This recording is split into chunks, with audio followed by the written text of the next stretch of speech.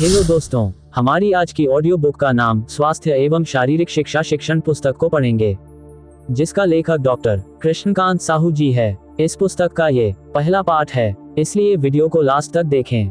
Video शुरू करने से पहले यदि आप चैनल पर नए हैं तो चैनल को सब्सक्राइब करें और वीडियो को लाइक करें। चलिए शुरू करते हैं।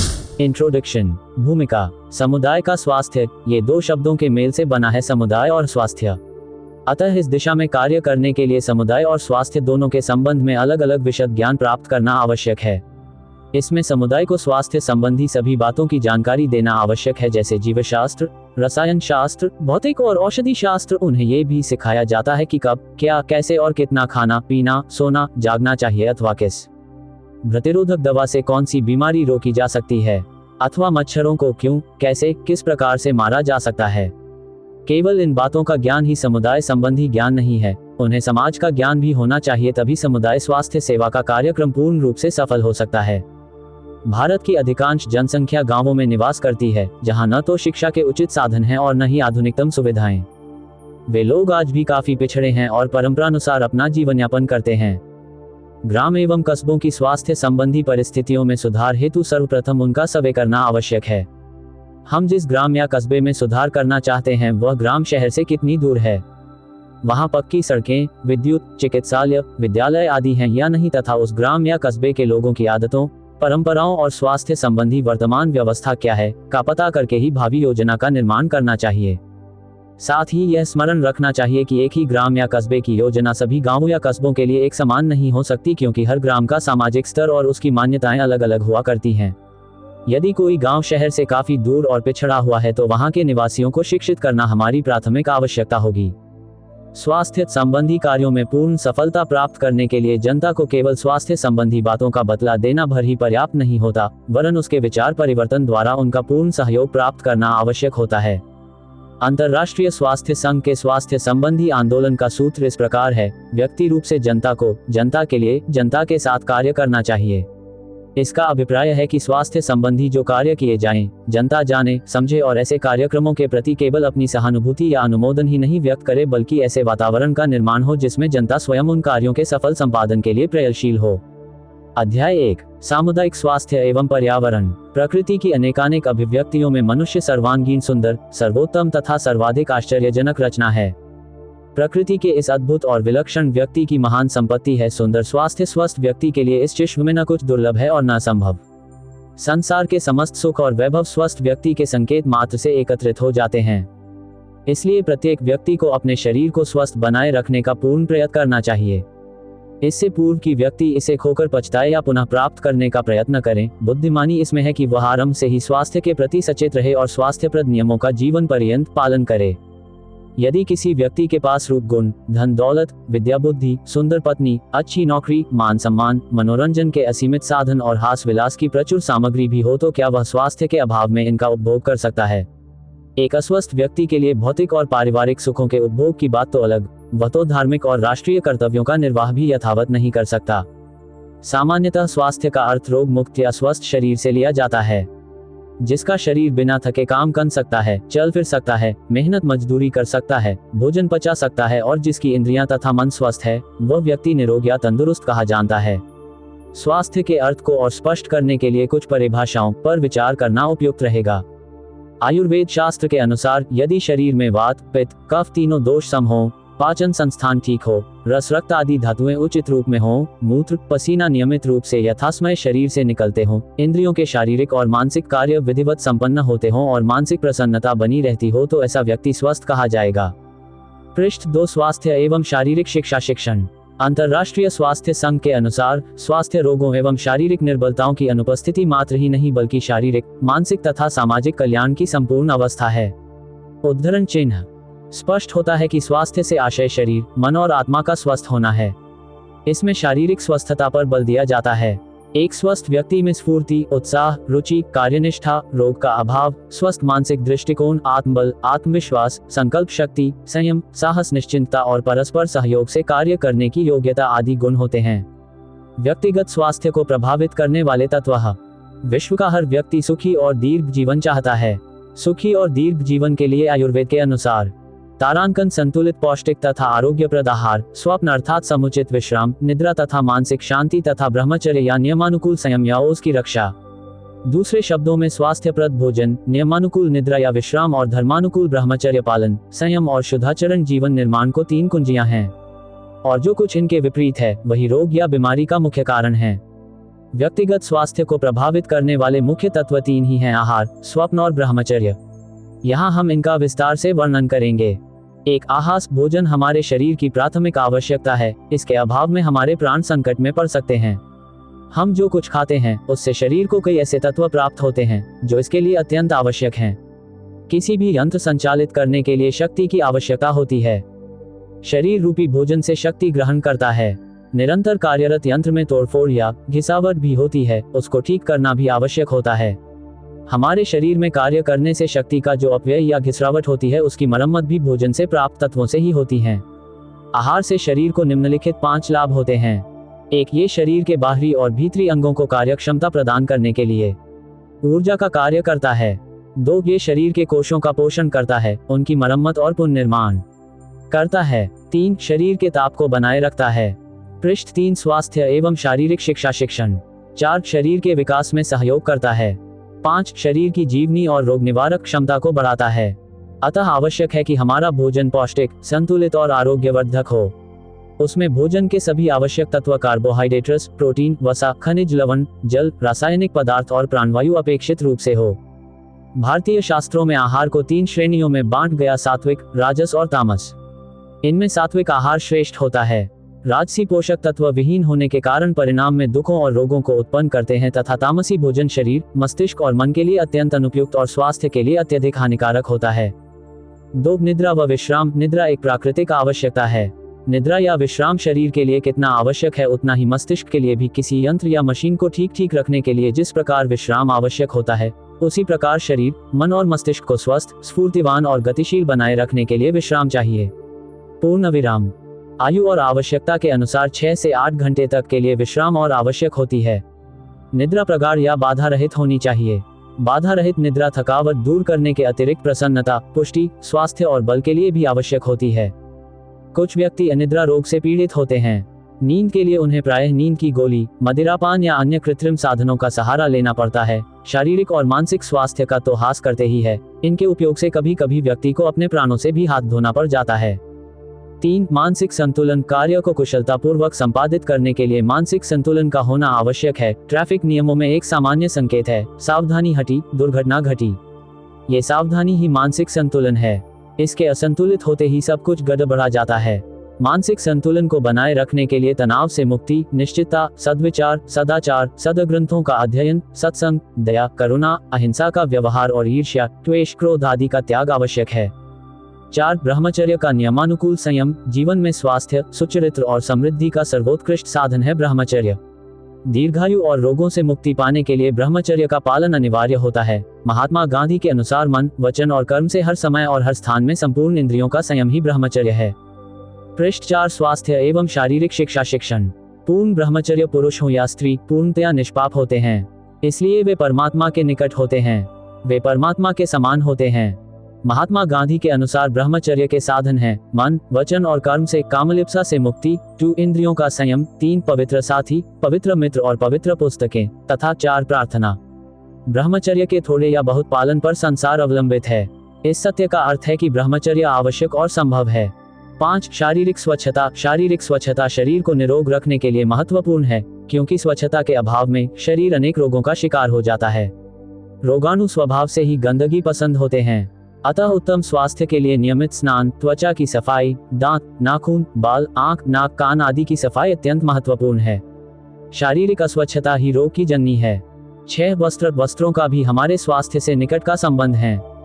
केवल शरीर की सजावट के साधन ही नहीं वरन शरीर के तापमान को संतुलित रखने और ऋतु परिवर्तन से होने वाले रोगों से भी हमारी रक्षा करते हैं। शीतकाल में ऊनी, ग्रीष्म ऋतु में हल्के या सफेद वस्त्र अधिक सुखकर होते हैं। रबर या नायलॉन के वस्त्र हमारे लिए हानिकारक होते हैं, क्योंकि उनमें पसीना सोखने की शक्ति नहीं होती है।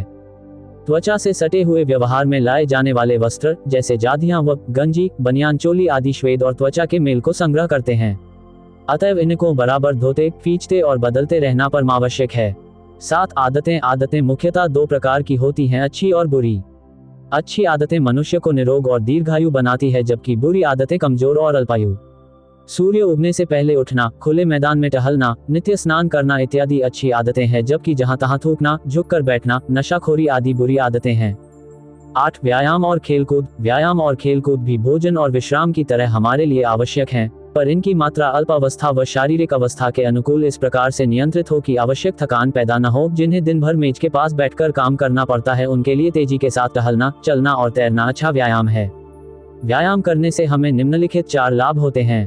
कोष्ठक मांसपेशियां और नसें मजबूत होती हैं। 7 खून की गति तीव्र हो जाने के कारण वह देह के समस्त अवयवों तक पहुंच जाता है। पृष्ठ 5 स्वास्थ्य एवं शारीरिक शिक्षा शिक्षण। कोष्ठक 7 शरीर से पसीना छूटने से अंदर का विकार बाहर निकलकर शरीर को स्वस्थ और फुर्तीला बनाता है। 5 कसरत करने से अच्छी भूख लगती है और गहरी नींद आती है। पर्यावरण स्वास्थ्य की व्याख्या में जाने से पूर्व पहले इसकी सर्वमान्य परिभाषा जान लेना उचित होगा। विश्व स्वास्थ्य संघ 5.1.0 द्वारा आयोजित विशेषज्ञों की एक समिति ने सन 4950 में एक विषय पर जो विवरण प्रकाशित किया था, उसमें इसकी परिभाषा निम्न प्रकार से दी गई है। अर्थात संपूर्ण परिवेश की सफाई का अर्थ है मनुष्य के आसपास की उन समस्त चीजों का नियंत्रण जो उसके विकास, स्वास्थ्य और वायु पर बुरा प्रभाव डालती हो या डाल सकती हो। उपर्युक्त समिति ने इसके अंतर्गत निम्न 8 चीजों के नियंत्रण की योजना उपस्थित की। 4 मलमूत्र, नालियां और कूड़ा करकट की सफाई का समुचित प्रबंध। 2 जल प्राप्ति के विभिन्न साधनों का समुचित प्रबंध जिसके शुद्ध व स्वच्छ जल प्राप्त हो सके। गृह निर्माण संबंधी नियंत्रण जिससे भविष्य में केवल ऐसे ही घर बनाए जाएं जो स्वास्थ्यप्रद हों तथा जिनमें छूत की बीमारियों के फैलने की संभावनाएं कम हों। 4 दूध व अन्य खाद्य सामग्रियों की देखभाल। 5 व्यक्तिगत सफाई के लिए जनता की अभिरुचि और ज्ञान की अभिवृद्धि जिससे रोगों के शुरुआत की संभावनाएं कम हों। ऐसे कीड़े मकोड़े, चूहे तथा अन्य छोटे मोटे जानवर और अन्य जीव जंतु जो मनुष्यों में बीमारी फैलाते हैं, उन पर नियंत्रण। इस बात की देखरेख करना कि बड़े बड़े कल कारखाने, लघु निर्माण शालाएं, उनमें काम करने वालों का निवास स्थान, सड़क, शौचालय, नालियां तथा उनके आसपास का वातावरण स्वास्थ्य के दृष्टिकोण से निर्दोष हो। अब हम ग्राम और कस्बों की स्वास्थ्य संबंधी परिस्थितियों के सुधार की आवश्यकता पर विचार करेंगे। पृष्ठ 6 स्वास्थ्य एवं शारीरिक शिक्षा शिक्षण। 1 ग्राम एवं कस्बों की स्वास्थ्य संबंधी परिस्थितियों में सुधार की आवश्यकता। भारत की अधिकांश जनसंख्या गांवों में निवास करती है, जहां न तो शिक्षा के उचित साधन है और न ही आधुनिकतम सुविधाएं। वे लोग आज भी काफी पिछड़े हैं और परंपरानुसार अपना जीवन यापन करते हैं। ग्राम एवं कस्बों की स्वास्थ्य संबंधी परिस्थितियों में सुधार हेतु सर्वप्रथम उनका सर्वे करना आवश्यक है। हम जिस ग्राम या कस्बे में सुधार करना चाहते हैं वह ग्राम शहर से कितनी दूर है, वहां पक्की सड़कें, विद्युत, चिकित्सालय, विद्यालय आदि हैं या नहीं, तथा उस ग्राम या कस्बे के लोगों की आदतों, परंपराओं और स्वास्थ्य संबंधी वर्तमान व्यवस्था क्या है का पता करके ही भावी योजना का निर्माण करना चाहिए। साथ ही यह स्मरण रखना चाहिए कि एक ही ग्राम या कस्बे में योजना सभी गांवों या कस्बों के लिए एक समान नहीं हो सकती, क्योंकि हर ग्राम का सामाजिक स्तर और उसकी मान्यताएं अलग अलग हुआ करती हैं। यदि कोई गांव शहर से काफी दूर और पिछड़ा हुआ है तो वहां के निवासियों को शिक्षित करना हमारी प्राथमिक आवश्यकता होगी। ग्राम व कस्बों की स्वास्थ्य संबंधी आवश्यकताओं की पूर्ति के अंतर्गत निम्नलिखित बातें आती हैं। 1 मल मूत्रादि और कूड़े करकट का निराकरण। 2 पीने के पानी का सुप्रबंध। 3 भोजन संबंधी सफाई। 4 गृह प्रबंध। 5 कीड़ों मकोड़ों पर नियंत्रण। 6 मृत पशुओं का निराकरण। 7 ग्राम समिति। 8 स्वास्थ्य शिक्षा। 1 मल मूत्रादि और कूड़े करकट का निर्गाकरण। देहात के 98% परिवार में निजी पाखाने का प्रबंध नहीं होता और लोग खुली जगह में मलत्याग करते हैं। इसके लिए आमतौर से तालाब या नदी का किनारा या आम के बगीचे को चुना जाता है। इन स्थानों का तापमान व नमी हुकवर्म के लार्वों को जीवित रखने व बढ़ाने के लिए उपयुक्त होती है। इसके अतिरिक्त गोबर का ढेर मकान के पास ही कर दिया जाता है, जिससे मक्खियों को अपना वंश विस्तार करने में सुविधा होती है। घर का कूड़ा करकट भी आम रास्तों में फेंक दिया जाता है, जिससे धूल के कण और कीटाणु पानी, भोजन और हवा को दूषित करते हैं। अतः मल मूत्र तथा गंदगी का निराकरण ग्रामीण स्वास्थ्य के लिए। पृष्ठ 7 स्वास्थ्य एवं शारीरिक शिक्षा शिक्षण। सर्वप्रमुख आवश्यकता है। वर्तमान परिस्थितियों में गांवों के लिए बोरहोल, ऊषा ग्राम और सेफ्टी टैंक पाखाने उपयुक्त हैं। घर का कूड़ा करकट और गाय बैल घोड़े के मूत्र वगैरह के निराकरण के लिए कंपोस्टिंग सबसे अच्छा आधुनिक तरीका है। 2 पीने के पानी का सुप्रबंध। अधिकांश गांवों में पीने के पानी की पूर्ति छिछले तालाब, खुले कुएं और नदियों के जल से की जाती है। इनका पानी आसानी से गंदा व दूषित हो जाता है, जिससे हैजा, पेचिस, मियादी बुखार आदि फैलने का भय रहता है। देहातों में जल आपूर्ति का उपयुक्त तरीका सुरक्षित कुएं और नलकूप हैं। 3. भोजन संबंधी सफाई। समुचित स्वास्थ्य शिक्षा के अभाव में ग्रामवासी खाने पीने की चीजों को खुला छोड़ देते हैं, जिससे उन पर धूल के कण और मक्खियां बैठकर उन्हें दूषित कर देते हैं। कभी कभी कुत्ता बिल्ली भी उन्हें झूठा कर दूषित कर देते हैं। खाने पीने की चीजों को ढककर रखना चाहिए और उन्हें आवश्यकता के समय ही हाथ लगाना चाहिए। 4. गृह प्रबंध। गांवों में गृह निर्माण की कोई समुचित व्यवस्था नहीं होती। अधिकांश घरों में खिड़कियों, रोशनदान तथा नालियों का अभाव होता है। रसोई घर से धुआं निकलने का भी कोई प्रबंध नहीं होता, जिससे घर व आसपास का वातावरण दूषित रहता है। देहातों में स्वास्थ्यकर घरों के लिए निम्नलिखित बातों पर ध्यान देना आवश्यक है। 1. घर को गोबर के घोल से नहीं लीपना चाहिए। 2. रसोई घर को सोने या पशु बांधने के रूप में काम में नहीं लेना चाहिए। 3. हर कमरे में कम से कम 2 खिड़कियां होनी चाहिए। 4. कूड़ा करकट व गोबर ठीक प्रकार से इकट्ठे किए जाने चाहिए। 5. नालियों का समुचित प्रबंध होना चाहिए। 5. कीड़े मकोड़ों पर नियंत्रण। मक्खी, मच्छर, चूहों आदि से अनेक रोगों के फैलने की संभावना रहती है। मच्छर, मलेरिया और चूहे प्लेग रोग के कीटाणुओं के वाहक हैं। अतः आवश्यक है कि इन कीटों पर नियंत्रण रखने के लिए प्रभावशाली रसायनों का उपयोग किया जाना चाहिए। 6. मृत पशुओं का निराकरण। देखा गया है कि गांवों में मृत पशुओं को किसी स्थान विशेष पर फेंकने के बजाय यूं ही छोड़ दिया जाता है, जिससे वातावरण दूषित व दुर्गंधयुक्त हो जाता है। अतः आवश्यक है कि मृत पशुओं को फेंकने का स्थान गांव से बाहर होना चाहिए। पृष्ठ 8. स्वास्थ्य एवं शारीरिक शिक्षा शिक्षण। 7. ग्राम समिति। गांवों में पर्यावरण स्वास्थ्य की देखभाल के लिए एक ग्राम समिति का गठन किया जाना चाहिए। इसमें उत्साही व कर्मठ युवकों को आगे आकर स्वास्थ्य संबंधी व्यवस्था को बनाने में सहयोग करना चाहिए। इसमें ग्राम के मुखिया, डिस्पेंसरी व प्राथमिक स्वास्थ्य केंद्र के चिकित्सक का पूरा सहयोग मिलना चाहिए। 8. स्वास्थ्य शिक्षा। ग्रामीण बालकों, युवकों व स्त्रियों की शिक्षा के लिए विद्यालय और प्रौढ़ शिक्षा केंद्र होने चाहिए। इनको स्लाइड्स, लघु फिल्मों व पोस्टरों आदि के सहयोग के विषय में शिक्षा दी जानी चाहिए, क्योंकि जब तक ग्रामीणों का इस कार्य में सहयोग नहीं मिलेगा तब तक स्वास्थ्य संबंधी कोई भी योजना न तो आरंभ ही हो सकती और न ही वह सफल हो पाएगी। ग्राम व कस्बों के लिए सफाई संबंधी कार्यक्रम बनाते समय कुछ विचारणीय बातें निम्नलिखित हैं। 4. गांवों में कार्य करने वाले कार्यकर्ता योग्य तथा अनुभवी हों और उन्हें समुचित वेतन दिया जावे। 2. कार्य आरंभ करने से पूर्व ग्राम या कस्बे की स्वास्थ्य संबंधी आवश्यकताओं का सर्वेक्षण करा लेना चाहिए। 3. किसी भी तरह के कार्यक्रम की योजना बनाते समय यदि अन्य विभाग या व्यक्तियों से भी परामर्श लेना अपेक्षित हो तो उसे लेने में संकोच नहीं करना चाहिए। कार्यक्रम उपयोगी व ठोस होना चाहिए। दिखावटी व छिछले आयोजन से कोई लाभ होने वाला नहीं है। 4. सभी विभागों को परस्पर मिलकर सहयोग की भावना से कार्य करना चाहिए। 5. जनता को स्वास्थ्य संबंधी शिक्षा देने की उचित व्यवस्था की जानी चाहिए। 6. आवश्यकता पड़ने पर सरकार का भी सहयोग लिया जा सकता है। कार्यकर्ताओं को सदा ख्याल रखना चाहिए कि उनका कार्य जनता का पथ प्रदर्शन करना है, उन्हें हाँकना नहीं है। 2. मानवीय अवशिष्टों को हटाने के लिए अद्यतन विधियां। त्वचा, मुख, आंत और गुदा से निकलने वाले अवशिष्टों, पसीना, कफ, थूक और मल मूत्र को ही मानवीय अवशिष्ट कहा जाता है। पसीना, कफ व थूक आदि के निस्तारण का समुचित स्थान तो स्नानागार ही है। नहाने धोने से पसीना पानी के साथ बह जाता है। नाक व गला घर के किसी अन्य स्थान पर साफ न करके स्नानागार में ही साफ किया जाना चाहिए। परंतु मल मूत्र का निष्कासन का प्रश्न इतना सरल नहीं है। यह एक जटिल और गंभीर समस्या है, लगभग 30-40 वर्ष से सभी जगह, परंतु ग्राम व पृष्ठ 9. स्वास्थ्य एवं शारीरिक शिक्षा शिक्षण।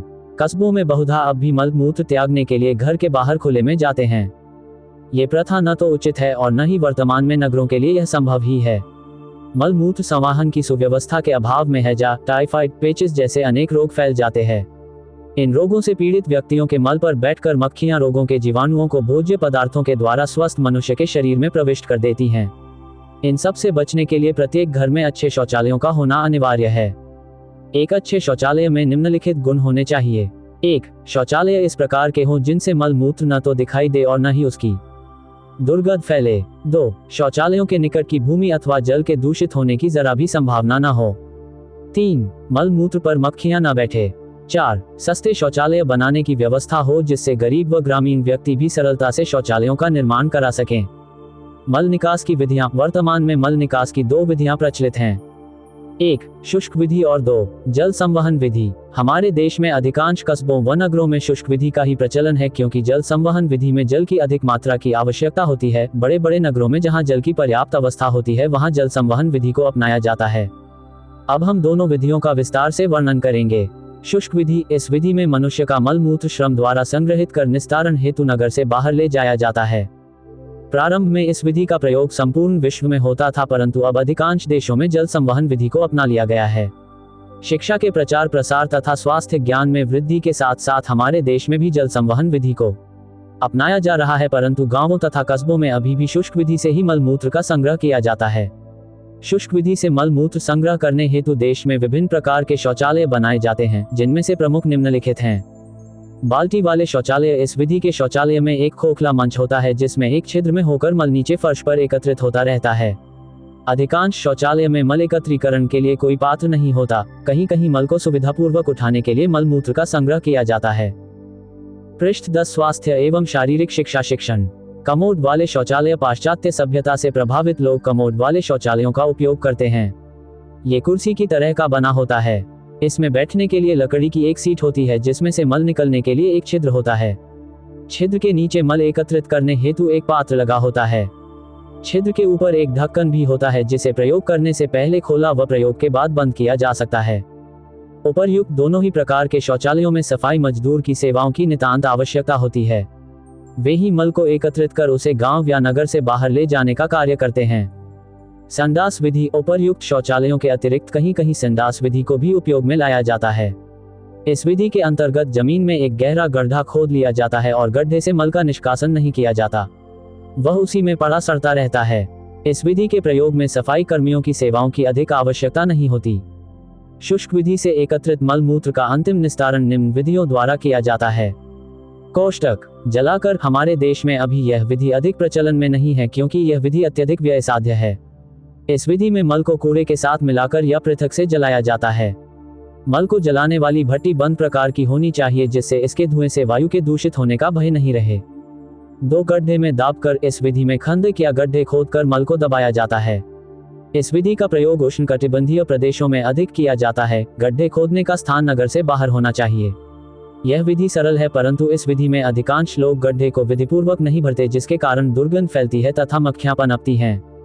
3 खाद बनाकर इस विधि में भी मल मूत्र को खंदक में डाला जाता है, पर डालने की प्रक्रिया भिन्न होती है। इस विधि में सर्वप्रथम तले में 6 इंच मोटी कूड़े की तह बिछा दी जाती है। उसके ऊपर मल मूत्र की 2 इंच मोटी तह डाली जाती है। इसी क्रम से कूड़ा व मल तब तक क्रमशः भरते जाते हैं जब तक कि खंदक पूरी तरह से भर नहीं जाती है। सबसे ऊपरी तह में 4 इंच मोटी कूड़े की तह बिछाते हैं और उसके ऊपर 2 इंच मोटी मिट्टी की तह बिछाई जाती है। ऐसा करने से दुर्गंध व मक्खियां नहीं फैल पाती तथा नमी भी बनी रहती है। इस विधि से 4 से 6 महीने में उत्तम खाद तैयार हो जाती है। पृष्ठ 11 स्वास्थ्य एवं शारीरिक शिक्षा शिक्षण। जल संवहन विधि में मल मूत्र के निकास की यह सर्वोत्तम विधि है। इस विधि की सबसे बड़ी विशेषता यह है कि इसमें मेहतरों द्वारा मल वाहन का घृणास्पद कार्य नहीं कराया जाता। इस विधि में मल मूत्र पोसलीन की बंद नालियों से जल द्वारा बहाकर बड़े बड़े मल बम्बों तक पहुंचाया जाता है। ये बम्बे ढलवा लोहे के बने होते हैं। इनके माध्यम से मल मूत्र नगर के बड़े नालों में प्रवाहित कर दिया जाता है। इसमें दुर्गंध, गंदगी तथा मक्खियां फैलने का भय नहीं रहती। जल संवहन पद्धति प्रयुक्त शौचालयों के 2 मुख्य भाग होते हैं, एक शौच सीट तथा पात्र। 2 जल संवहन विधि शौच सीट तथा पात्र भी 2 प्रकार के होते हैं। एक को भारतीय शैली का और दूसरे का पाश्चात्य शैली का कहते हैं। भारतीय शैली के शौच पात्र पर कूच मारकर बैठने की व्यवस्था होती है, जबकि पाश्चात्य पद्धति के शौच पात्र की सीट ऊंची होती है और उस पर कुर्सी की तरह बैठा जाता है। जल प्रवाह उपकरण में जल डालना होता है जिसमें वह मल को बहाकर बम्बे में ले जाता है। इस विधि में जल की विशेष आवश्यकता होती है, अतः शौचालयों की टंकी को पानी देने के लिए एक बड़ी टंकी मकान की छत पर जल संग्रह हेतु रख दी जाती है। जिन स्थानों पर जल संवहन के लिए उचित सार्वजनिक व्यवस्था नहीं होती वहां सेप्टिक टैंक एक बड़ा सा गड्ढा खोदकर पक्की ईंटों और सीमेंट से बनाया जाता है। ये 3 भागों में बैंड होता है। शौचगृह से मल मूत्र को बंद नालियों द्वारा पहले भाग में भरने दिया जाता है। जब ये भाग भर जाता है तो इसके ऊपर का जल दूसरे भाग में आ जाता है और ठोस पदार्थ पहले ही भाग में नीचे बैठ जाता है। दूसरा भाग भर जाने पर जल तीसरे भाग में पहुंच जाता है जो अपेक्षाकृत साफ होता है। सेप्टिक टैंक के पहले व दूसरे भाग को समय समय पर साफ कराते रहना चाहिए। जल संवहन विधि में मल का अंतिम निस्तारण। इस विधि में संपूर्ण नगर के मल मूत्र को बम्बों द्वारा किसी नाले, नदी या समुद्र में प्रवाहित करा दिया जाता है। विदेशों में बम्बों के गंदे जल को पुनः साफ किया जाने लगा है तथा गंदगी व प्रकाश व जलाने के लिए गैसें बनाई जाने लगी हैं। उपर्युक्त वर्णन से स्पष्ट है कि मानवीय अवशिष्टों को हटाने के लिए कौन कौन सी विधि को काम में लाया जाता है। मल मूत्र के निस्तारण के लिए कोई भी विधि क्यों न अपनाई जावे, किंतु यह महत्वपूर्ण तथ्य है सदैव स्मरण रखना चाहिए कि उससे गंदगी, दुर्गंध, मक्खी, कीटाणु आदि फैलने न पावे। ऐसी स्थिति में ही व्यक्ति स्वस्थ व सुखी जीवन व्यतीत कर सकता है। स्वास्थ्य एवं शारीरिक शिक्षा शिक्षण पुस्तक का दूसरा पाठ देखने के लिए चैनल के प्लेलिस्ट में जाकर देखें या फिर वीडियो के डिस्क्रिप्शन में देखें। यदि यह वीडियो आपको पसंद आए तो वीडियो को लाइक करें और चैनल पर नए हैं तो सब्सक्राइब करें। धन्यवाद।